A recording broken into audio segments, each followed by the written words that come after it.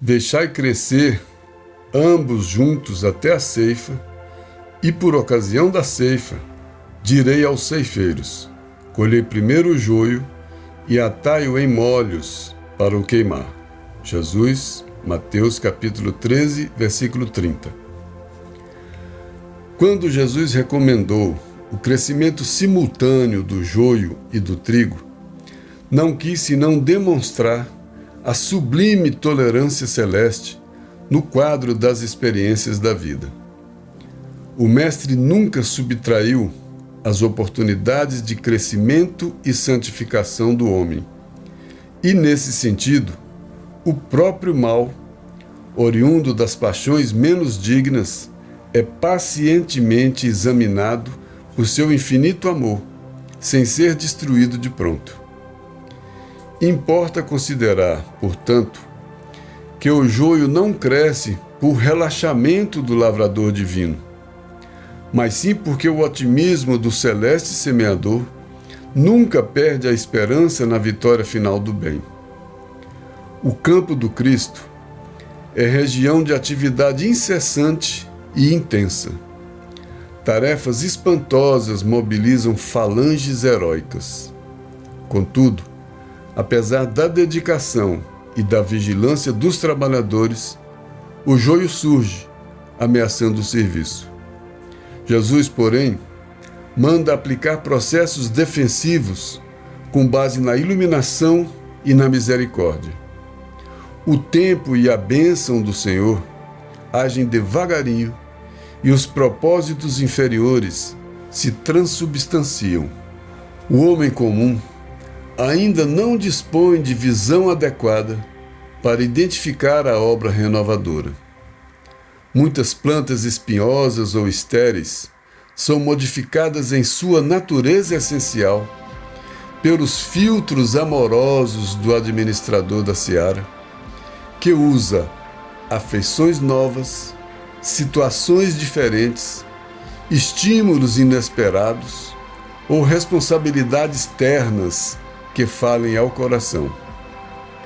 Entretanto, se chega a hora da ceifa, depois do tempo de expectativa e observação, faz-se então necessária a eliminação do joio em molhos. A colheita não é igual para todas as sementes da terra. Cada espécie tem o seu dia, a sua estação. Eis porque, aparecendo o tempo justo de cada homem e de cada coletividade, exige-se a extinção do joio, quando os processos transformadores de Jesus foram recebidos em vão. Nesse instante, vemos a individualidade ou o povo a se agitarem através de aflições e hecatombes diversas, em gritos de alarme e socorro, como se estivessem nas sombras de naufrágio inexorável. No entanto, verifica-se apenas a destruição de nossas aquisições ruinosas ou inúteis. E em vista do joio ser atado aos molhos, uma dor nunca vem sozinha. Emmanuel. Bom, o texto dessa semana é do livro Vinha de Luz, capítulo 107, Joio. O Chico Emmanuel escreveram esse texto a partir de um versículo do Evangelho de Mateus, capítulo 13, versículo 30, quando Jesus afirmou em relação ao joio e o trigo, deixai crescer ambos juntos até a ceifa. E por ocasião da ceifa, direi aos ceifeiros: colhei primeiro o joio e atai-o em molhos para o queimar. Foi a partir desse versículo que esse texto foi escrito. E nós conhecemos, o joio é uma erva daninha e ela é daninha às plantações de maneira geral, especialmente ao trigo, porque no início, logo depois de nascer, ela se parece muito com o trigo, e mais tarde não, já se distingue. E ela tem uma flor, e essa flor solta fungos. Fungos, claro, que contaminam e adoecem toda a plantação. Mas aqui, quando a gente está estudando, lendo essas coisas, essas passagens do Evangelho, a gente olha o fato concreto, histórico, mas ele sempre faz referência a outras questões, né? Aqui é uma parábola. E essa parábola, Jesus usa a realidade do momento, da época, para falar de coisas espirituais, para falar de coisas, de características de virtude, do espírito. Aqui Jesus estava falando do bem e do mal, o trigo e o joio, o bem e o mal, né? E o mal, no início, ele até se confunde um pouco com o bem, porque ele não se estabeleceu ainda. Mas o mal vai crescendo e lá na frente você vê claramente o que é o bem, o que é o mal. E o mal também, os frutos, as flores do mal, também contaminam a plantação. E quando a gente fala de plantação aqui também, a gente sempre vai lembrar do coração, daquele semeador que saiu a semear.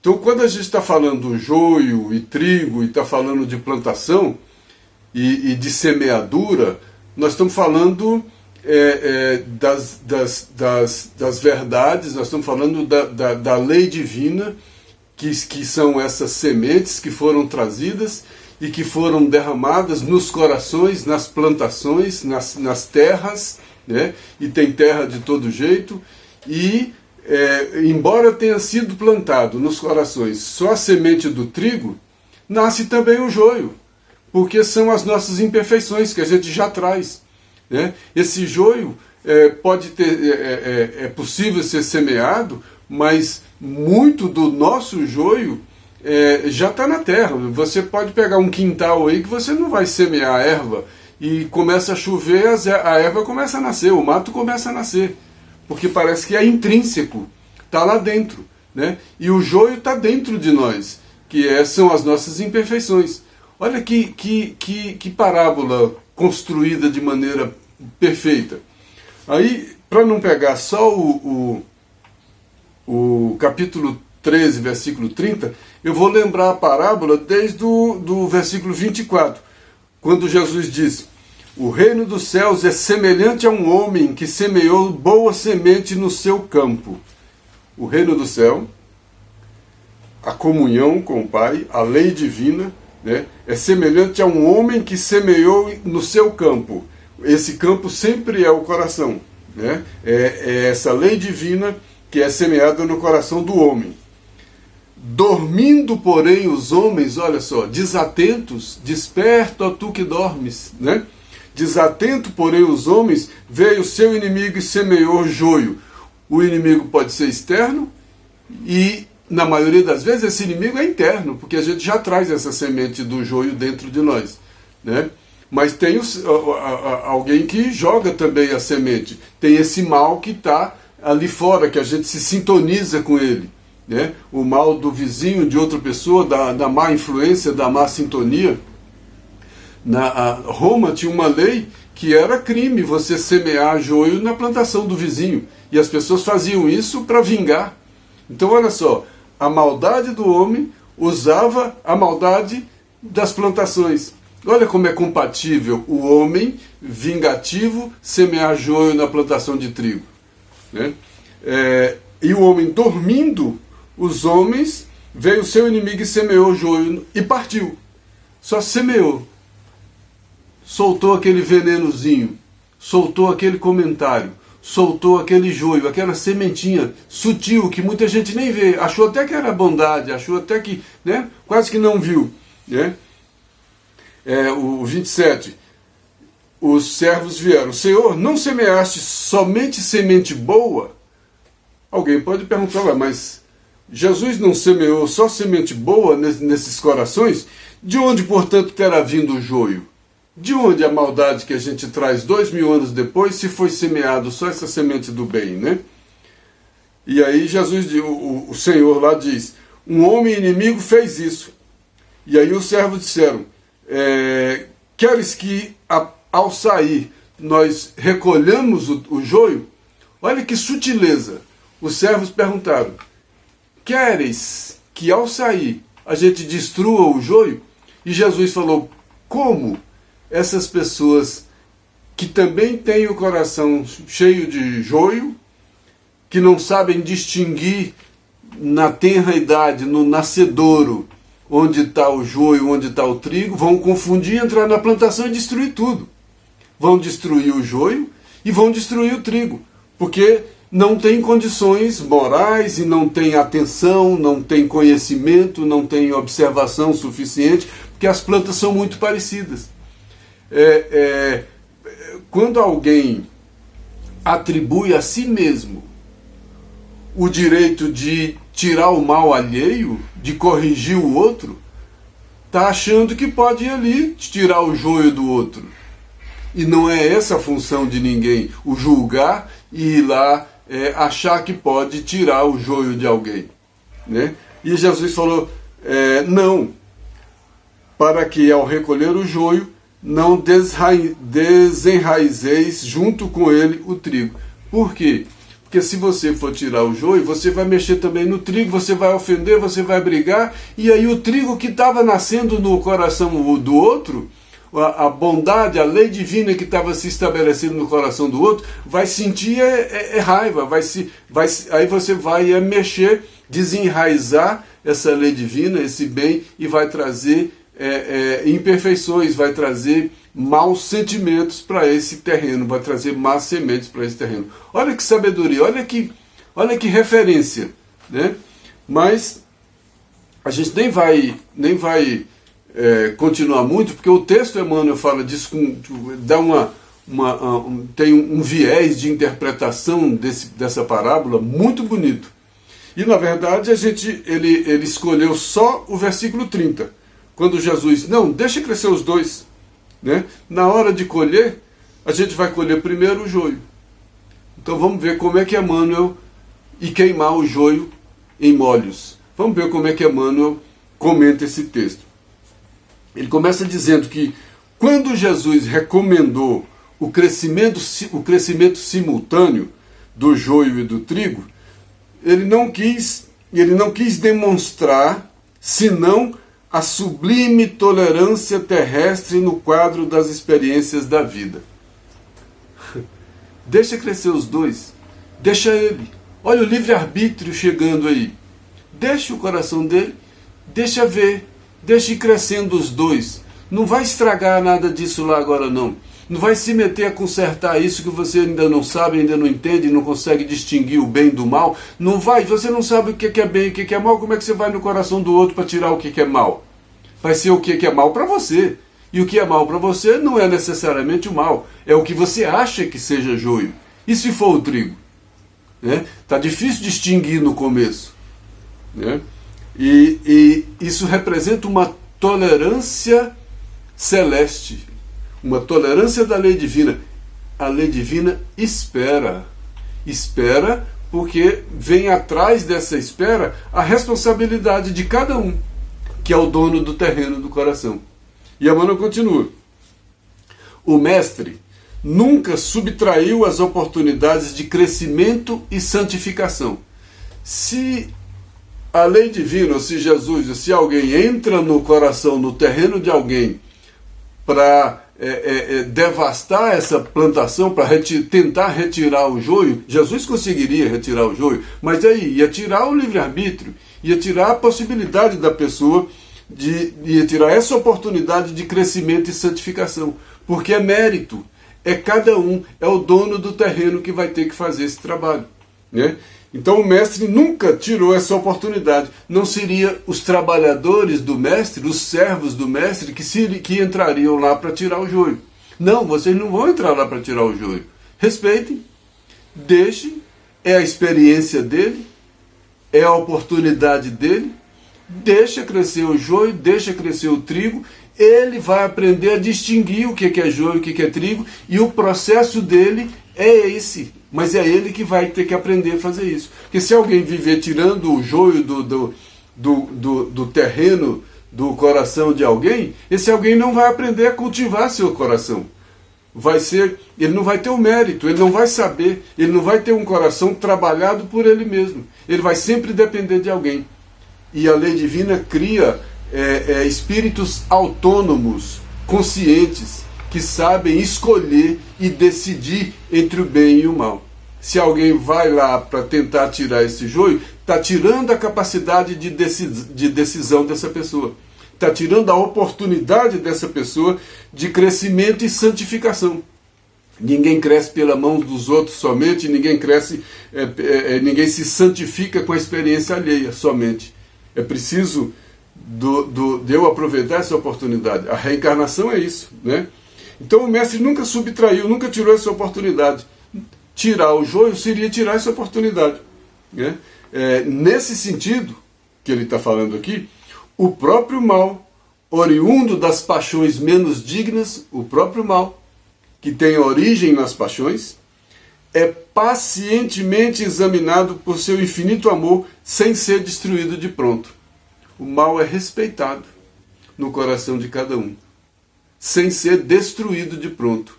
Aí eu lembrei de uma carta de Paulo aos Romanos, quando ele diz: pois o Deus da paz não tardará em esmagar Satanás debaixo dos vossos pés. Pois o bem vai vencer o mal com o trabalho de cada um. Pois o Deus da paz não tardará a esmagar Satanás debaixo dos vossos pés. Quem vai tirar o joio? Eu, com os meus pés, vou tirar o joio do meu coração. Vou tirar a maldade de mim. E nós trazemos essa maldade naturalmente.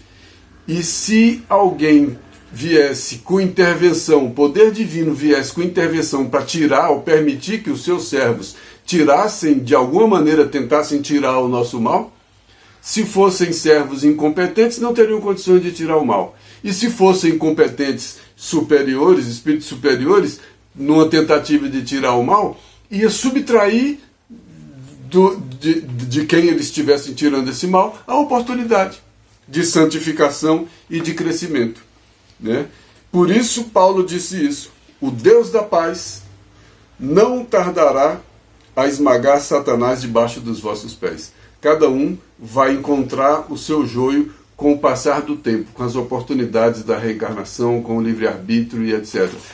Cuidar desse canteiro é o dever de cada um, porque nós recebemos essa semente que o semeador saiu a semear.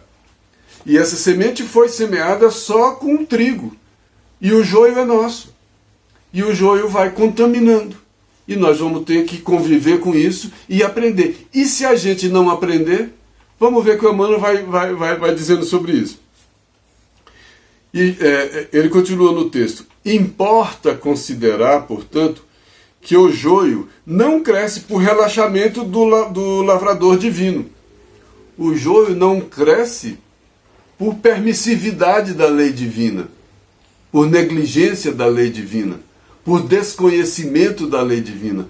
O mal não cresce, não é porque está vencendo a lei divina, não é por incompetência da lei divina, porque a lei divina quer que o mal seja retirado, seja vencido pelo bem, debaixo dos vossos pés, debaixo do livre-arbítrio, debaixo da decisão e da vontade de cada um, né?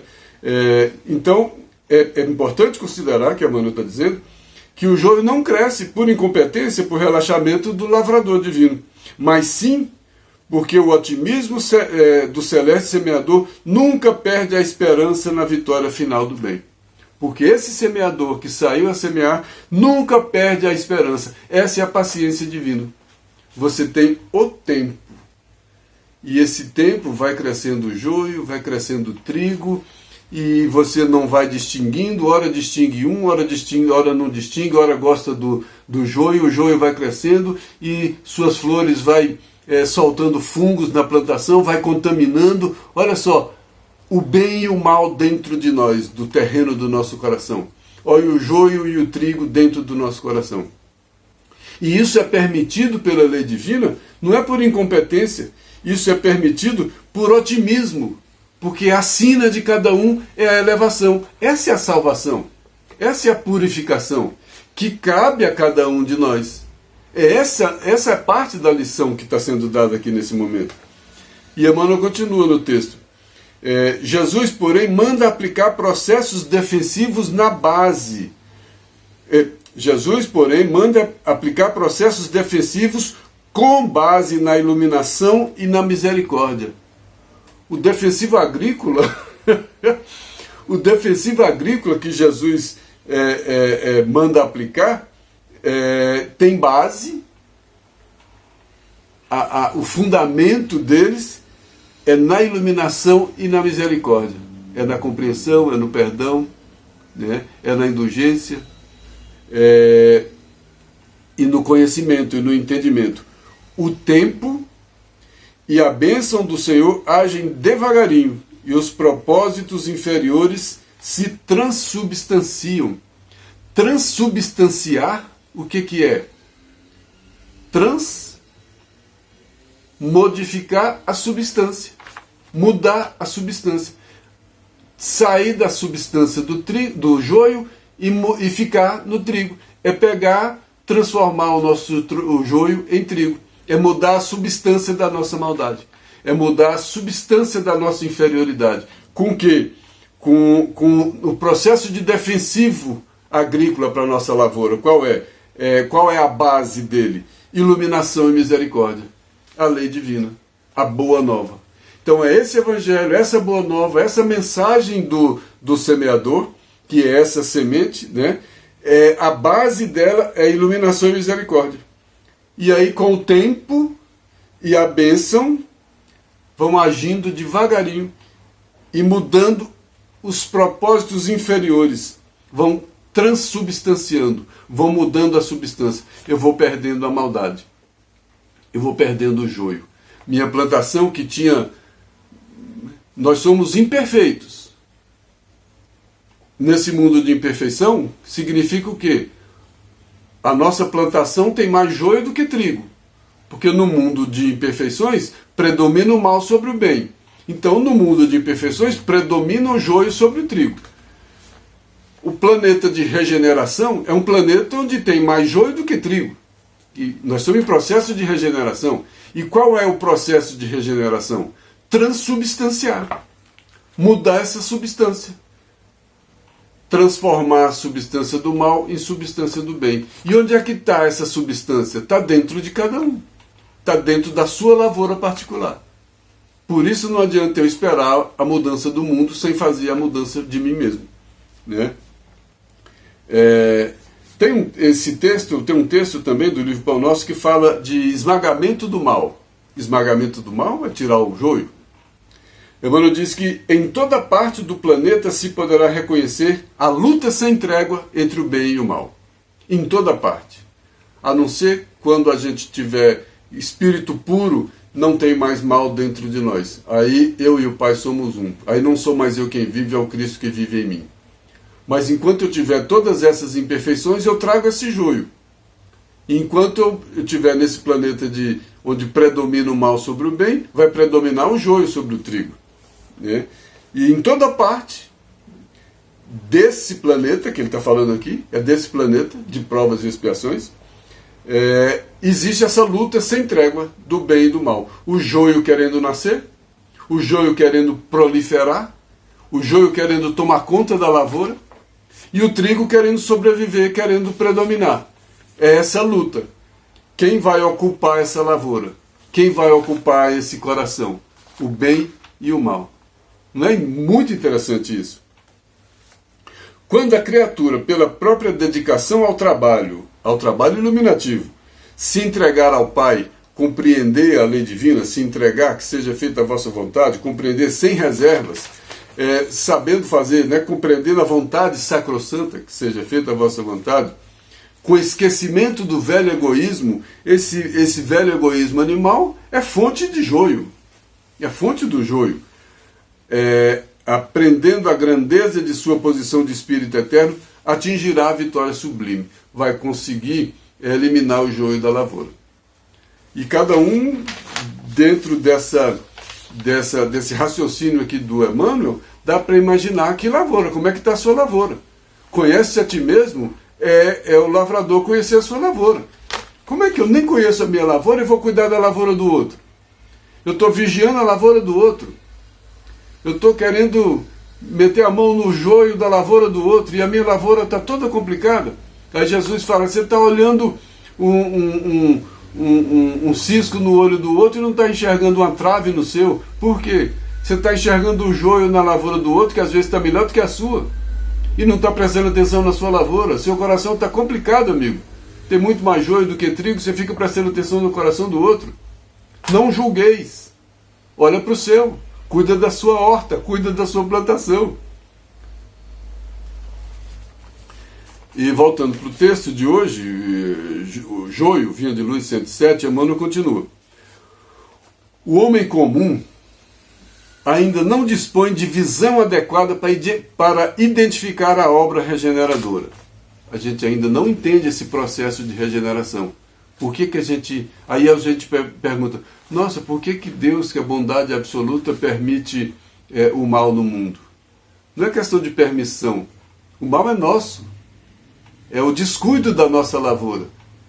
E a bondade divina existe sim e está aguardando, porque confia nesse processo de purificação, confia nesse processo de esses trabalhadores da vinha, cada um cuidar da sua vinha, cada um cuidar da sua plantação de trigo e eliminar o joio. Né? Nós é que ainda não temos a compreensão necessária sobre isso. E Emmanuel continua.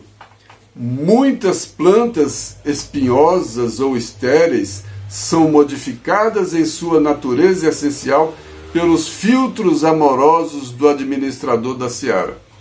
Vamos pensar nisso aqui.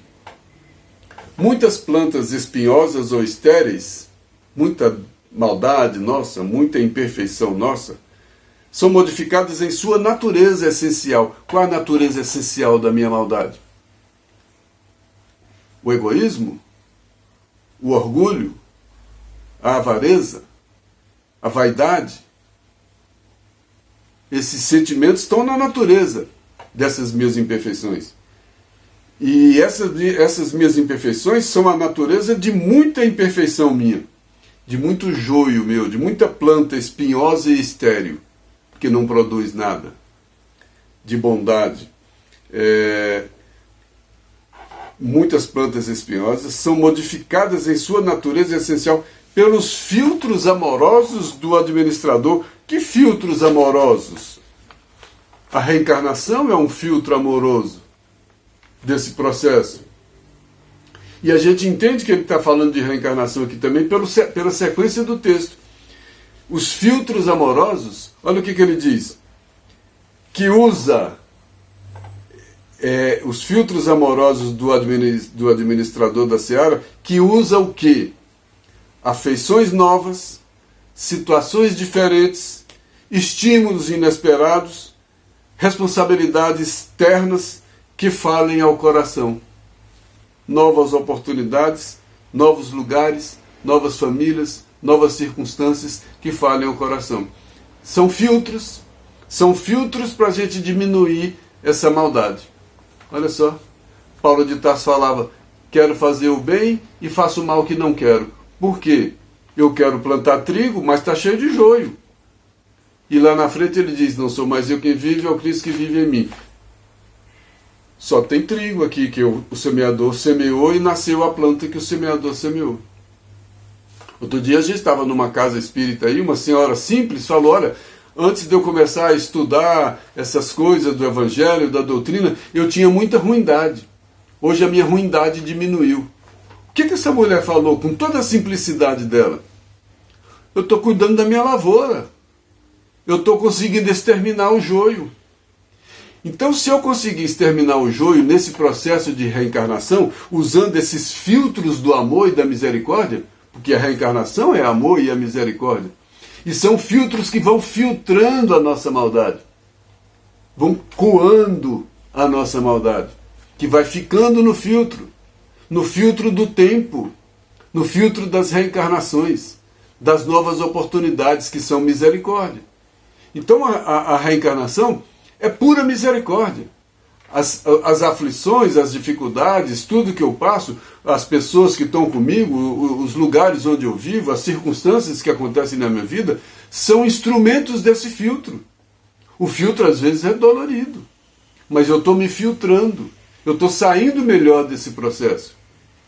Sair melhor desse processo é filtrar. E filtrar numa lavoura, o que é? Tirar o joio. E não é alguém que vai tirar para mim. Isso me compete.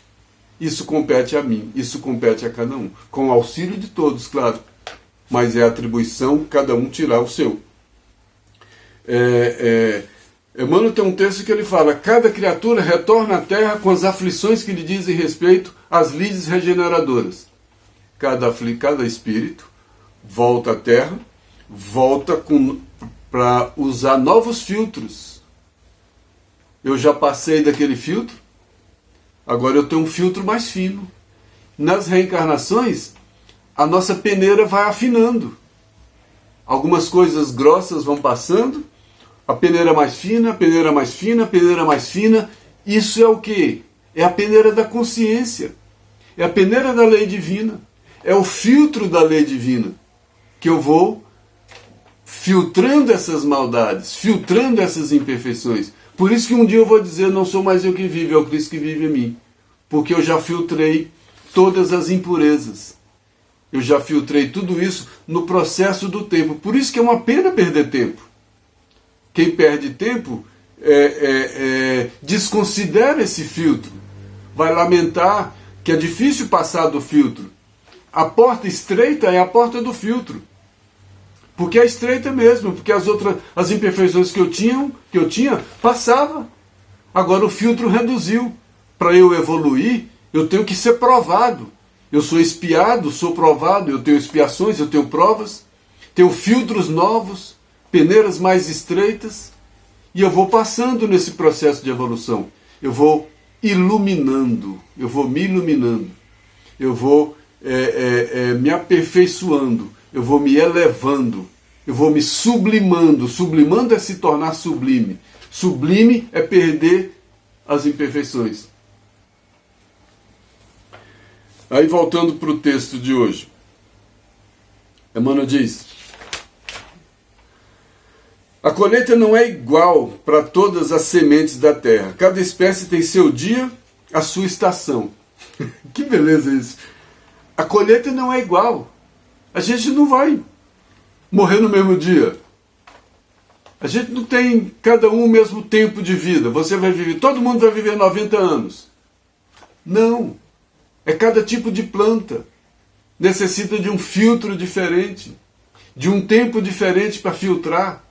Né? Então a colheita não é igual para todas as sementes. Cada espécie tem seu dia, tem sua estação. Eis porque, aparecendo o tempo justo de cada homem e de cada coletividade, olha como ele categorizou. Aparecendo o tempo justo, não é o tempo injusto. Justo por quê? Porque está de acordo com a justiça da lei divina. Então não é injustiça. O tempo é justo para cada um. Cada um tem o tempo para filtrar aquele processo, naquela medida da malha do filtro. Então, cada um tem seu tempo. Filtrou, não filtrou? Ficou distraído? Não tentou passar pela porta estreita do filtro, do buraquinho da peneira? Ficou lá distraído? Né? Cada um tem um tempo justo. Terminado esse tempo, filtrou ou não filtrou? Adiantou ou não adiantou? Se eu não filtrar nada e ficar toda essa imperfeição, todo esse jogo, o que vai fazer? Vão tirar os molhos e botar na fogueira. E aí? Olha onde a Emmanuel vai chegar.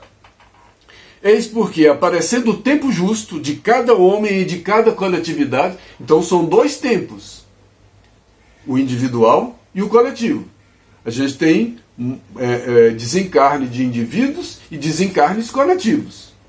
Tem momentos individuais e momentos coletivos. Tem tempos individuais e tempos coletivos.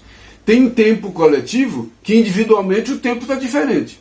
Tem acidente que quem estava no acidente tinha gente de 10 anos, de 20 anos, de 50 anos, de 90 anos. O tempo individual aí é diferente, mas o tempo coletivo para aquele grupo foi um só.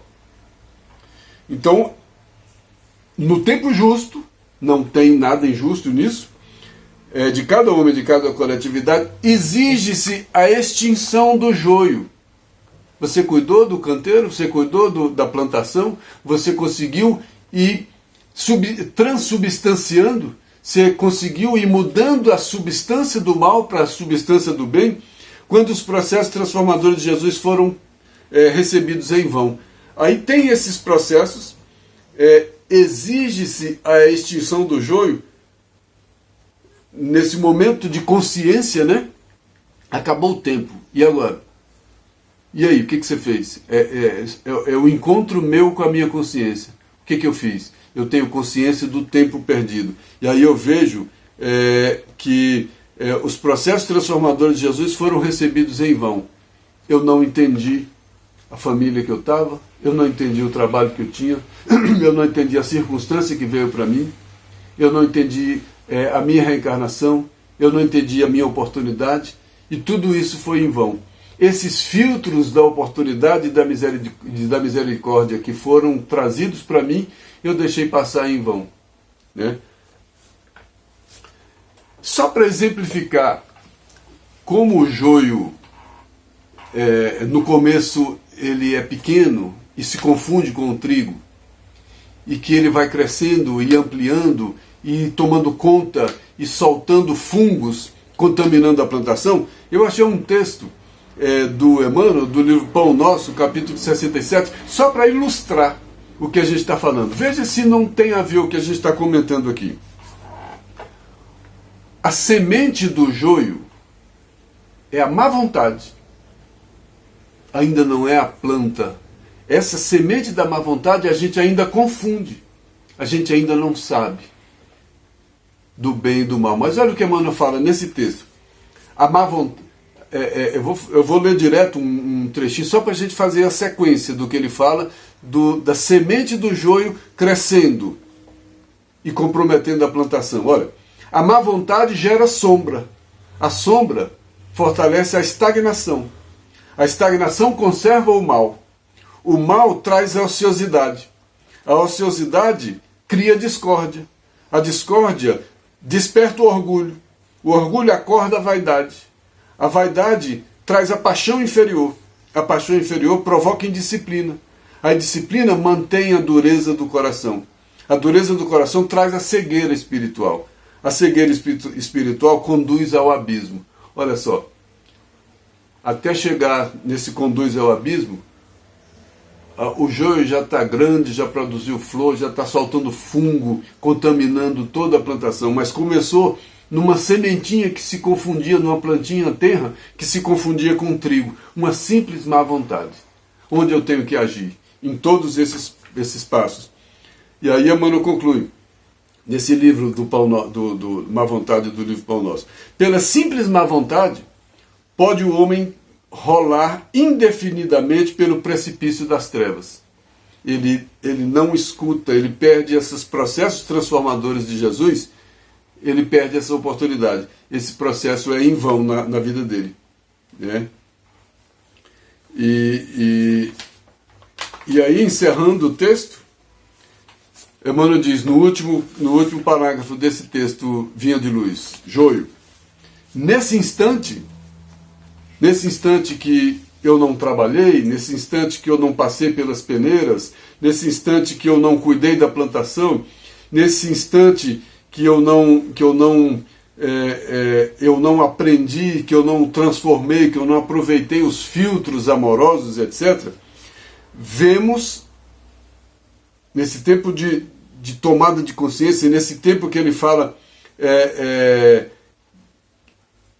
cada espécie tem seu dia e sua estação. Eis porque, aparecendo o tempo justo, cada homem e cada Eis porque, aparecendo o tempo justo de cada homem e de cada coletividade, exige-se a extinção do joio. E aí eu não fiz nada disso. E aí, nesse instante, vemos a individualidade ou o povo a se agitarem através de aflições e hecatombes diversas, em gritos de alarme e socorro, como se estivessem nas sombras de naufrágio inexorável. A dor desse momento. A dor do desespero desse momento. Tanto o indivíduo quanto a coletividade. Tanto o momento de desespero pessoal como o desespero coletivo, né? Em gritos de alarme e de socorro, como se estivesse em naufrágio. No entanto, não é bem isso. No entanto, verifica-se apenas a destruição de nossas aquisições ruinosas e inúteis que nós não fizemos. Aí é a colheita do joio em molhos para queimar. A gente não fez o trabalho, aí os servos, né? No entanto, verifica-se apenas a destruição de nossas aquisições ruinosas ou inúteis. E em vista do joio ser atado aos molhos, uma dor nunca vem sozinha. Olha as consequências, olha as aflições que vêm. Então esses molhos são queimados nas aflições das próximas encarnações, nas expiações.